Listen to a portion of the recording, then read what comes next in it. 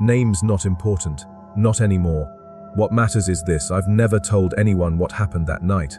Not my family, not my comrades, not even the bastards who debriefed me. 30 years of silence, and it still crawls under my skin like a disease. Some nights I wake up choking on that same dust, hearing that same scream. We were in the Hindu Kush, late 1983. Afghanistan was hell on earth back then. Mountains like jagged teeth, valleys that swallowed men whole, and an enemy that could turn into rock and shadow. I was Spetsnaz deep behind Mujahideen lines. Mission sounded simple on paper: recon a suspected supply cache, eliminate resistance, extract. But war doesn't care about paper. War loves surprises. First thing I remember, the cold, not wind cold, rock cold. The kind that seeps into your bones and makes your blood feel slow. We'd taken cover inside a cave after a firefight lit up the ridgeline. 6 of us. Our radio was spitting static. Maybe the mountains were messing with us, maybe something else. Outside, the gunfire was fading, but no one was stepping into that kill zone. We'd be ghosts before we made 10 meters. "Ammo check," I whispered. My voice cracked on the last word. My throat was raw from dust and something else. Fear. Maybe I hated even thinking the word. Click, click. Magazines slapped back in. Short nods. Professional faces, but I saw it in their eyes. They didn't like this either. Flashlight beams swept across jagged stone. That's when I saw it. Markings on the walls. At first I thought Mujahideen graffiti, maybe prayers or threats. But no, these were older, too old. Symbols carved deep, crude figures bowing to something massive, shapeless, like a shadow caught mid-motion. My gut tightened. "Lieutenant," Klimov said, pointing his beam at one of the carvings. "What the hell is that?" "Keep moving," I muttered. I didn't want to stare at it. Something about those shapes made my head feel wrong, like looking too long would crack something inside me. We pushed deeper. Maybe 50 meters in. The passage narrowed. Ceiling dropped until we had to crouch. Water dripped somewhere, slow, steady, echoing like a heartbeat. My boots scraped rock. Every sound felt too loud, like the cave was listening. Then we heard it, metal on stone, faint, ahead of us, a dragging sound, like someone pulling steel across the floor. Klumov froze. "Tell me that's not what I think it is." "Stay sharp," I said. My hands tightened on the rifle. The others exchanged quick looks. Nobody liked this. This wasn't Mujahideen. This wasn't anything I'd ever trained for. I lifted the comm to my mouth. "Command, this is Volk 2. Requesting immediate evac. Over. Static. Angry." I tried again. Same result. "Dead. Radio's down," I said flatly. Behind me, Sacha muttered a curse in Russian. Spit hit the stone. I ignored him. Swept my light across the wall again. More carvings. This time the figures weren't bowing. They were torn apart. Limbs scattered like kindling. My stomach flipped. Part of me wanted to back out right then. But orders are orders, and pride's a loud bastard. The sound came again. Closer now. Scrape. Pause. Scrape. Like it wanted us to know it was there. Probably an animal. Klimov whispered. He didn't sound like he believed it. We went still, listening, waiting. My heart thudded so loud it felt like a drum against my ribs. Nothing. Just the drip of water, the hiss of static, and the dark pressing against us like wet concrete. Then the scream tore through the cave. Sharp, high, raw terror from the rear, where Petrov was posted. I spun, light slicing the dust, empty. No Petrov. Just his AK lying on the rock, like he'd vanished into thin air. The scream cut off mid-breath, like someone crushed it in his throat. "Petrov!" Klimov shouted, voice cracking. Panic. Quiet. I snapped. My hands were slick on the grip. My mouth tasted like blood. I'd bitten my lip without realizing. Silence slammed down. Not even the drip of water now. The kind of silence that makes your ears ring, like the world stopped breathing. And then movement. My light caught it for half a second. Something tall. Wrong. Too long in the limbs. Joints bending where they shouldn't. It slid back into the shadows before I could focus. Like it wasn't even solid. Sacha whispered, "What the hell was that?" I didn't answer. Couldn't. My throat locked up. How do you explain something your brain refuses to process? "Lieutenant," Klamov's voice was trembling.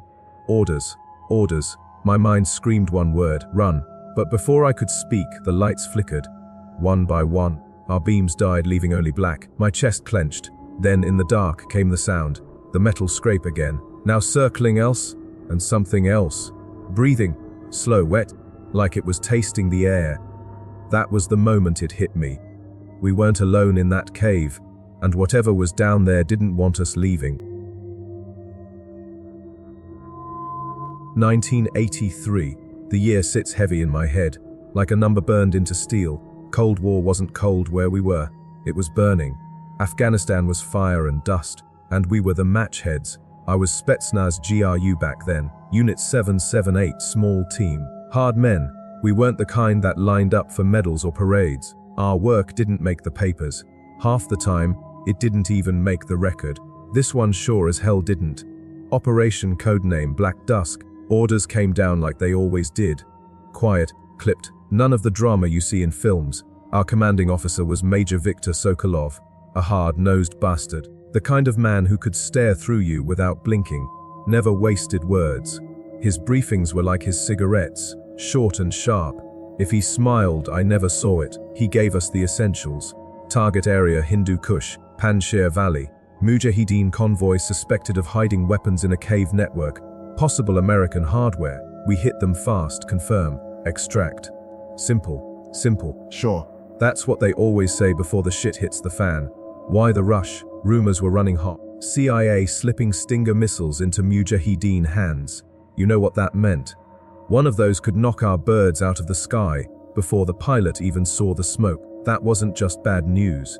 That was war tilting. So our orders weren't just about one convoy. They were about keeping the sky ours. Mission secrecy, absolute. We weren't supposed to exist in that valley. We weren't supposed to breathe Afghan air. If we got caught, Moscow wouldn't even send flowers. We traveled light. AKS-70, 4 folding stock carbines, short and nasty for close quarters. Klimov carried a Dragunov sniper, though in those rocks long range was a joke. Grenades, RGD-5s, knives sharp enough to shave with. Night vision goggles, early generation. The kind that turned the world into a haunted forest and died when you needed them most. Rations, grey bricks we pretended were food. Canteens full of water that tasted like metal. All of it packed into canvas that reeked of oil and dust. I remember checking my carbine one last time before we moved out. Action smooth, magazine seated tight. The weight was comforting, like holding an old friend who promised nothing except honesty. The Hindu Kush does not forgive mistakes.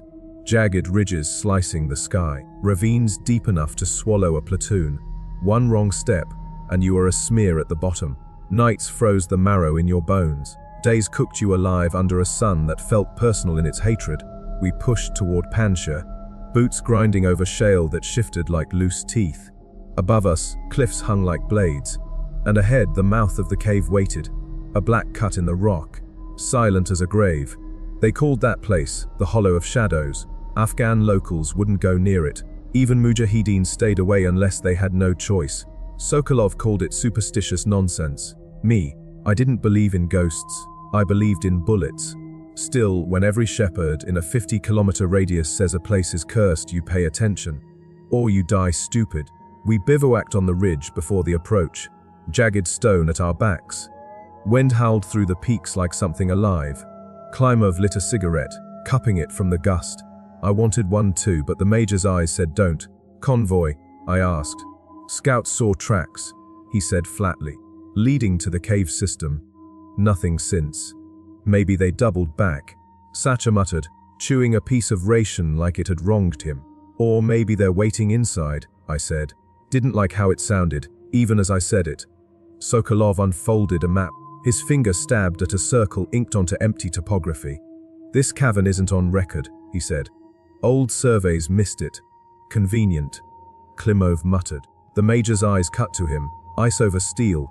You have a problem, Sergeant. Klimov shut his mouth. Smart man. What Sokolov didn't say, what none of us said out loud, was that we had heard the rumors. Other units had passed through this sector months ago. Some reported noises, things moving where nothing should. That didn't make it into the briefing, of course. Official reports don't print campfire stories. Still, I remembered one line buried in old intel. Area avoided by locals. Unexplained disappearances. Acoustic anomalies in cave system.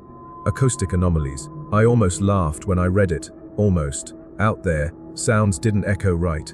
They stretched, carried wrong, like the mountains were chewing on them.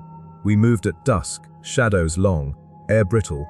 Boots slid on loose rock as we picked our way down the ravine. The cave mouth yawned ahead of us, black and wide, like something had bitten a hole in the world. No birds, no sound. Just the crunch of our steps and the whisper of wind through broken stone. Satcher broke the silence first. "Looks cozy," he muttered. "Shut it," I said. But he wasn't wrong. Something about that opening made my teeth itch. We stacked at the entrance, night vision down, rifles up. Darkness swallowed us whole the second we crossed the threshold. The air changed, heavy, stale, like the cave hadn't breathed in 1,000 years. The major gave the signal. We moved in one by one, boots crunching on grit. My flashlight beam cut through dust motes, catching jagged stone and deep shadows. Every step echoed too loud, bouncing off walls that felt too close. That's when I saw the first marking, a shallow groove spiraling across the stone. Then more, symbols gouged deep, primitive, raw, not Arabic, not anything I recognized. Klimov saw them too. "Locals didn't make these," he murmured. "Shut up and keep moving." Sokolov snapped, his voice like a hammer.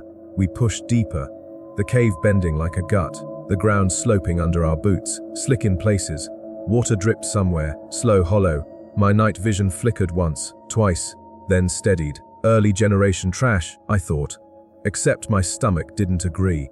And the silence, Jesus. Even our breathing sounded wrong, like the cave was swallowing the noise. That's when the unease set in. Not fear, not yet. Just a weight between my shoulder blades. The sense that something was off, that we had stepped out of the world and into something older, something patient. I told myself it was nerves. Told myself it was the dark. Told myself a lot of things. But deep down I knew, this wasn't just another mission, this was something else. Something we weren't trained for, and we were already too far in to turn back. You learn quick out there. Afghanistan isn't just war, it's silence, dust, and things older than any map. Things that don't care who's pointing the gun. We rolled out before dawn, engines rumbling low. Convoy crawling along the jagged teeth of the Panjshir road. Trucks and troop carriers coated in dirt, the air thick with oil and gunpowder. The sun wasn't up yet, just a grey bruise on the horizon. The mountains looked like frozen waves, big black. Ready to Sokolov sat up front, stone, faced as always. No one talked much. The road demanded focus. Miss one turn in that terrain, you're a smear at the bottom of a ravine. I sat with Klumov and Yuri in the back of the last truck, cold biting deep, rations like cardboard. Even the tea felt like ice going down. We picked up Khalid near a bombed-out village. Afghan guide, skinny, with a beard like wire and eyes that had seen too much. He didn't want to come. That was clear the moment he saw the route on Sokolov's map. Panjshir Caves. He asked in broken Russian. His voice was tight. His hand hovered near the paper, like touching it would burn him. "That's the one," the major said, voice like granite. "You know the path." Khalid hesitated, then slowly, "I know, but bad place." Sokolov didn't blink. "You want your money," that shut him up. But as he climbed in, he muttered something under his breath. A prayer, or a curse. We made camp before sunset, tucked behind jagged boulders. Wind slid through the cracks like a knife. Night dropped fast in those mountains. 1 minute, you're squinting against the glare. The next, it's black. Stars so close it felt like you could cut your fingers on them. Khalid sat by the fire, face carved from shadows. None of us spoke until he did. His Russian was rough, words broken like glass. "Those caves," he said. He stared into the flames as if they held the story. "Older than men, my father told me. His father too. No tribes go there, not Pashtun, not Tajik, no one." I laughed, because that's what you do when locals talk curses. Older than men. What, dinosaurs? Klimov smirked. "Maybe Soviets find vodka stash in their dare, drink until ghosts leave." Even Satcher cracked a grin. But Khalid didn't smile. His voice dropped lower, like he was speaking only to himself. "The air eats men's minds," he said. "You breathe too long, you do not come out. Or, not as man." That silenced us, for half a beat. Then Yuri snorted. "Good, I already lost my mind in Kabul." He tapped his helmet. "Plenty of room for ghosts in here." We laughed again. But thin, hollow, The fire popped, throwing sparks like tiny flares. The mountains pressed close, black shapes against blacker sky, and for a second, just a second, I thought I heard something under the wind, a low hum, or a whisper, gone before I could pin it, or the wind. Always the wind. Next day, we pushed closer to the objective. The land changed. Hard to explain, but it did. Fewer tracks, fewer signs of life. Then nothing, no goats. No herders, no birds, just rock, and silence thick enough to chew. Feels dead, Klimov muttered, scanning the ridgeline. Even Mudge won't hide here. He was right. The place looked abandoned by everything that breathes. It should have felt safe. Instead, it felt wrong, like a stage waiting for actors we couldn't see. By midday, the sun was a hammer overhead. Then, just as quick, the air turned sharp, cold enough I saw my breath, in the Hindu Kush. At noon I zipped my jacket, rubbed my arms, pretended not to notice, but I noticed. We all did. Mountain tricks, Sokolov said flatly. Focus, and easy for him to say. That's when we found the first idol half, buried in scree. Black stone, human, but warped, arms too long, mouth open in a silent scream, face worn by centuries, yet still enough to make my skin crawl. What the hell is this? Sacha asked, crouching low. He prodded it with his rifle barrel, like it might bite. Klimov spat. Moj voodoo. No Moj did this. Khalid snapped. His eyes darted, wide as a trapped animal. Old. Older than any tribe. The major didn't even glance at it. Mauve, he ordered. But I couldn't shake the image. That open mouth. Not carved to scream. Carved mid-scream. By nightfall, the jokes were gone. Fire crackled. Shadows stretched long. Yuri fiddled with his radio, muttering curses. Something screwy, he said. Pick up anything. I shook my head. No traffic. Plenty, he said. Just not in Russian. He tried to grin, but his eyes betrayed him. Sounds like whispers, like people talking underwater. Klimov scoffed. Maybe Mudge ghosts asking for surrender. We laughed. Short, sharp, but later that night Yuri screamed. He thrashed in his bag, eyes wild, gasping like a drowning man. We grabbed him, shook him until the screams stopped. His voice was raw when he spoke. They were calling me, he rasped. Voices, from the dark. They said my name. We told him it was a nightmare. Nerves. War does that to a man, he nodded. But when he thought I wasn't looking, his hands shook so bad he could barely light his cigarette. That night, I couldn't sleep either. Every time the wind shifted, I swore I heard something inside it. Not words, not exactly, just something, like a sound pretending not to be there. Looking back, that was the first crack, the silence, the idols, the cold where there shouldn't be, and Yuri screaming in the dark. We should have turned back then, packed up, gone home, let the ghosts keep their cave, but we didn't. Orders were orders, and by the next night, it was too late to run. We reached the cave mouth just after first light. The sun hadn't cleared the peaks yet. Only a grey haze washed down the rock, cold and empty. The entrance looked less like a cave and more like the mountain had split open. Black, jagged, like something had torn it apart from the inside. No birds, no wind. Just us, and that hole. Move in formation, Sokolov said. His voice low clipped. Klimov point. Yuri rear. Suppressed fire only. No chatter. We checked weapons one last time. AKS-74Us locked and ready. NVGs mounted, but powered off. We'd save battery until we were deep enough to need them. I took my position behind the major, second in line. The others stacked up behind. Then we stepped in. The shift hit fast. One step from the mountain's skin into its guts, and the world changed. Light vanished. Swallowed whole. The temperature dropped like we had walked into a freezer. I tasted metal in the back of my throat, sharp, bitter. The kind of taste you don't forget. We moved slow, deliberate. Only Klimov had his NVGs on at first. He whispered back as he led us through sharp corners and narrow turns. Walls tight. 2-meter clearance. Watch footing. Our boots scraped rough stone. Every step echoed, and that echo got strange real fast. Too long, too hollow. Like we weren't walking through rock at all, like it was something else. 10 minutes in, Sacha flicked on his NVG unit. It worked for a few seconds, then static, glitch, flicker, dead, battery's gone already, he muttered. Yuri tried his. Same result. I switched mine on. The green glow stuttered to life, then fuzzed out like a dying TV. Swap spares, Sokolov ordered. We did. Didn't matter. Fresh batteries drained the same. Not normal, Yuri whispered. No shit. I muttered. The cave split, then twisted. Tunnels slanted at angles that made no sense. One curved left, then again, and somehow dropped us back where we started. I checked my wrist compass. The needle spun, wouldn't stop. Klumov marked the wall with chalk. White arrow, clear. Minutes later we found the same mark ahead of us. Not behind, ahead. It wasn't just similar, it was ours. I looked at Sokolov, his jaw tight, eyes scanning shadows like they'd spit bullets. But he didn't speak. The cave wasn't playing by physics anymore. Then came the noises. Boots, crunching. Behind us, Yuri whipped around. I count 6. We all did, 6 of us. And we were all standing still. Sounds just bouncing, Sacha said. But his voice cracked. Then came the breathing. Soft, slow, not ours. From the dark ahead, like something waiting. Sokolov raised a clenched fist. Full stop. We froze, rifles up. Nothing moved. No target. Just that sound. Then it stopped. We kept moving. We had to. Air grew heavy, thick, like breathing through a wet rag. Gloves scraped stone. Water dripped from the ceiling, one drop at a time. Tick, tick, like a broken watch counting down. Klumov flinched, hard. You okay? He didn't answer. Then he whispered. Thought I saw something. Shadow moved. No source. I didn't argue. I'd seen the same thing. Then came the bones. Sacha found them at a junction.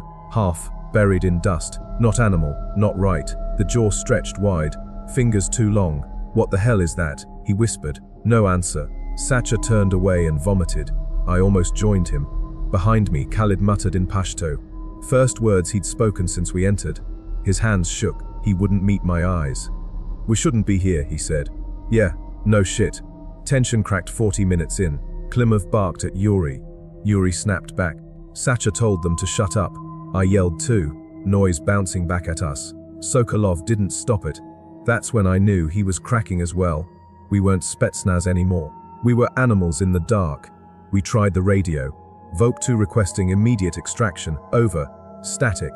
Command, this is Voke 2, do you read? Static. Then something else, a voice, faint, distorted, like whispering underwater. Yuri leaned in. Say again. Static hissed louder.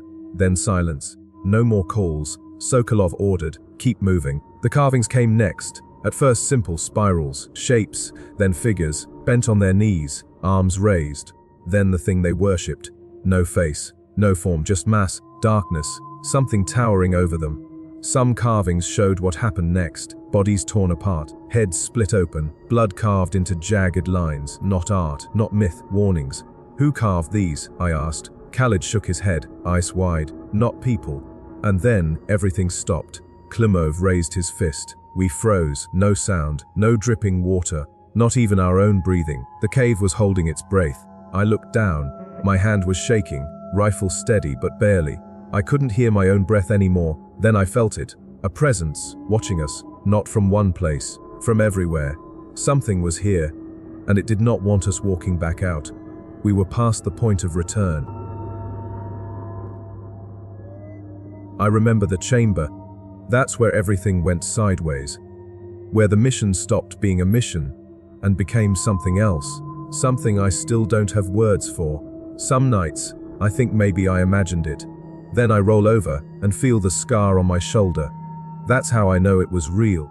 We'd been walking for hours. No bearings, no exit. Only the occasional chalk mark behind us. Then, more than once, ahead of us, we stopped trying to figure it out. Just kept moving, one foot in front of the other, rifles up, comms silent. Then the tunnel opened. I can still see it, like a memory etched in acid. A massive chamber, bigger than anything we had seen. Ceiling arched so high our lights couldn't touch it. Stalactites hanging down like teeth. Thick, jagged, some broken, snapped off clean. The air changed, heavier, like it didn't want to move. We spread out automatically, weapons trained. Corners swept, and then we saw it, the pit, dead center of the chamber, round deep, wide enough to drop a tank into. No railing, no warning, just a hole, like the earth had opened its mouth and never shut again. Yuri stepped close. He peered over the edge. I think it's, he paused. What? I asked. He tilted his head, breathing. That's when the floor trembled. Not an earthquake, not violent, just a low, steady pulse in the stone, like a heart. Like something alive turning in its sleep. and then we heard it. Not a sound exactly, more like a hum, low frequency below hearing, but you felt it, in your teeth, in your gut, in your bones. I raised my rifle, whispered, "This isn't natural." That's the last thing I remember saying before the lights died. Total blackout, no flicker, no warning. 1 second we had light, the next, nothing, not even the night vision. Dead, just the sound of 6 grown men trying not to scream. Then the roar hit. It wasn't just loud, it was sound, a wave. It shook the chamber, rolled through our bodies like a blast. And the sound itself, I still can't describe it. Part wind, part animal, part human. Gunfire cracked, brief flashes like lightning. Klimov opened up first, his silhouette carved in white light, rifle aimed at the pit. And something moved, huge, formless. It shifted between the flashes. 1 moment left, then right, then above. Wrong size, wrong shape, too fast, like it didn't obey physics, like it wasn't meant to exist. More gunfire, more flashes, screams, not long screams, sharp, gutted sounds, cut off mid-breath, then silence. Comms buzzed once, then flatlined. I tried calling Sokolov, static. I tried Yuri, nothing. I backed up, couldn't see, couldn't think. Fired bursts into shadows I couldn't name. The echoes bent wrong, sound twisted in that place. Then something touched me. Light, a brush on my shoulder, but cold, wet, alive. I spun, firing, nothing there. Then came the whispers. Close, too close, inside my head. Not words, not exactly, just the shape of promises, like voices speaking through water, telling me to let go, that it would be over fast, that I'd feel no pain. I screamed. I think I did. Everything blurred. Klimov's flashlight flared once, full beam. Caught a face in the dark, not his wrong. Stretched eyes bulging, boiled from within, mouth too wide, smiling but not a human smile. The beam snapped off. Klimov yelled, then tearing, crunching. Bones don't usually sound like that. Not unless something's biting through them. I ran. Didn't think.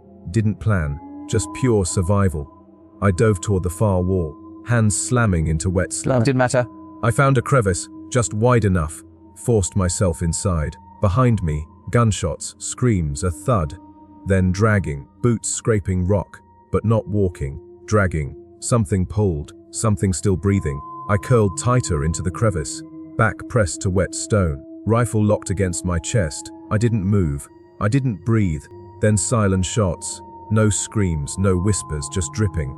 And the pit breathing. I don't know how long I stayed, minutes, hours, time stopped working. Eventually I crawled out, everything dark, my team, gone. Gear scattered, blood smeared across the stone, black in the deadlight. 1 boot folded beside a Dragunov. I didn't grieve, didn't search. I just moved, crawled, stumbled, then walked. Somehow I followed the air currents, the trickle of water, anything that felt like up, and then light, real light, pale, soft, natural. I stumbled out onto a snow-swept ledge, high above the valley, dropped to my knees, and breathed. For the first time in what felt like days, no one came for me. No chopper, no signal. I was alone. They said I was found 3 days later, 10 clicks from the checkpoint, delirious, frostbitten, mute. The debrief never made records. The cave was reclassified. The valley marked a dead zone. No follow-up, no recovery team. The official report says Units 7 and 78 was KIA in a collapse. They're lying. We weren't killed by rock or mujahideen. We woke something up, and I was the only one who got away before it finished opening its eyes. I woke up in a hospital cot, a needle in my arm, a light too bright to be real, the kind of white that buzzes in your teeth. I didn't know how many days had passed. Could have been 2, could have been 20. My body felt like meat left too long in the sun, dry, swollen, stiff. But pain wasn't the first thing that hit me. It was silence, clean, crisp, dead silence. And I panicked. I sat up fast, tubes yanked, monitors beeped. A nurse rushed in, shouted something in Russian I didn't catch. My brain was still underground, still hearing that breathing, still tasting blood. They sedated me. I went under dreaming of boots being dragged across stone. Later, maybe the same day, maybe not, they brought me into a small room. No windows, steel table, cheap chairs, paint peeling, 1 fluorescent light flickering just enough to drive you mad. I wasn't in uniform, just hospital scrubs, slippers too small for my feet. 2 men sat across from me. 1 wore a Soviet uniform, but the insignia was vague, paper pusher type. The other wore a civilian suit, He didn't say a word, not once. The officer slid a folder across the table, didn't open it, just tapped the cover with his fingers. Biological anomaly redacted. He didn't look at me, kept his eyes on the table, like he was embarrassed to be in the same room. All contact with Unit 778 is classified, he said. Official report lists you as the only survivor of a Mujahideen ambush near Panjshir Valley. That's the story. You understand? I stared at the folder, said nothing. He slid another paper across. Non-disclosure. Sign it and you walk out with your record clean. Refuse and things get complicated. Still, I didn't speak, just picked up the pen, signed. I was too tired to argue, too broken to care. What was I going to do? Tell them the truth, that we found a breathing pit in the belly of the Hindu Kush. That 6 men were lost to shadows and whispers, and things that broke the laws of nature. They'd bury me faster than the cave did. When I got back to the base, I asked for my gear. They said it was lost. My rifle, my tags, even my uniform, gone, like I had never existed inside that mountain. They gave me new orders, desk work, real logistics, no more field. I didn't complain. The dream started a week later, always the same.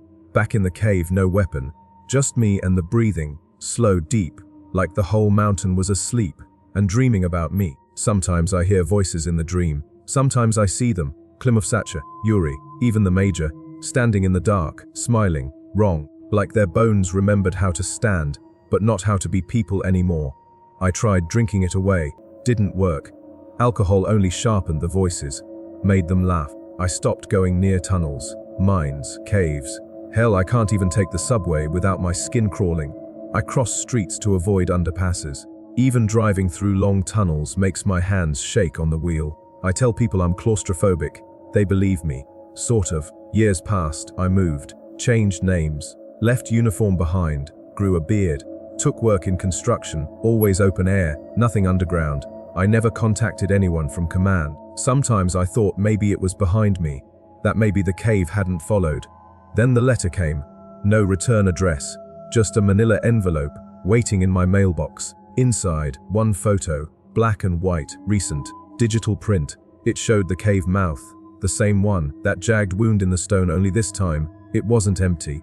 This time men stood near it, modern soldiers, Western kit, helmets with NV mounts, M4 rifles, full tactical loadouts, and scrawled across the bottom in black marker. Why opened it again? I sat in my kitchen for a long time, staring at that photo. Then I burned it, watched the ashes scatter in the sink, like they might crawl back. I don't sleep much these days. When I do, I dream of the pit, and sometimes I wake to the sound of boots dragging just outside my bedroom door. Some things in this world aren't meant to be found. We found one, and it found us back.